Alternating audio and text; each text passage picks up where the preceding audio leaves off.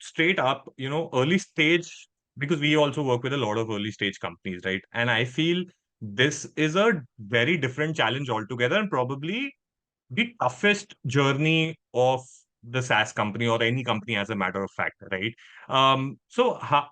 You've been in the early stage system for some time, right? I saw your LinkedIn. You've worked with a bunch of early stage companies. You were the first hire in many of these, first marketing hire, first product marketing hires in many of these companies.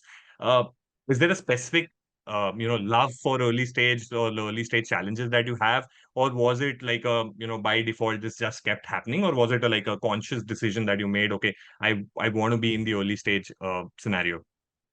It didn't start out as a conscious decision. It was more like like when I first entered into SaaS, right? It was more like I came into I wanted to start my own business, right? But I didn't Got know it. how. So then Okay. I said that, okay, you know what? Let me just kind of understand it by just working at a startup, Got it. right? And I started off with an early stage startup, and then it was a small company called Flinchpad, and I was basically like the sales, marketing, customer success, literally everything. The third Yeah, of hire course.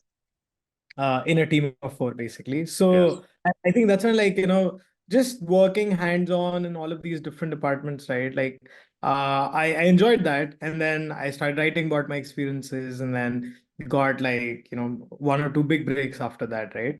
But Yeah. then I think where I consciously started to think about early stage was that, I also joined a late stage company, and, I realized what are the pros and cons of early stage and late stage.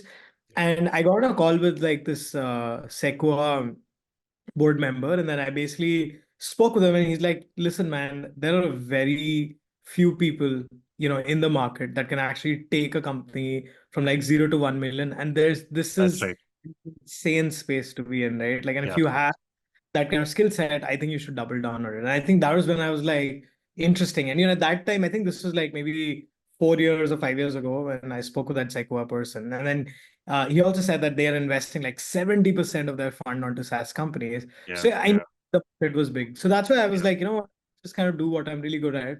Yeah. And I think since then I've just been consciously taking that early stage decision. And it's like it partly came from that, but it's also partly just that I think at early stage, what I've realized is that, you got to start with a blank slate. Yeah. You have creative freedom. Anything that you do has a measurable impact, right? A good campaign can kind of, drive up revenue by 5%, 10%, right? That Right. doesn't happen in late stage companies, right? So Yeah. limited by boundaries.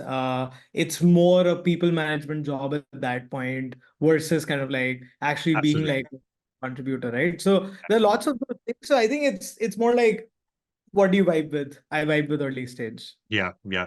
I completely resonate with that. For us also, coming into early stage or working with early stage clients was just a stroke of luck. It was not something that we consciously decided.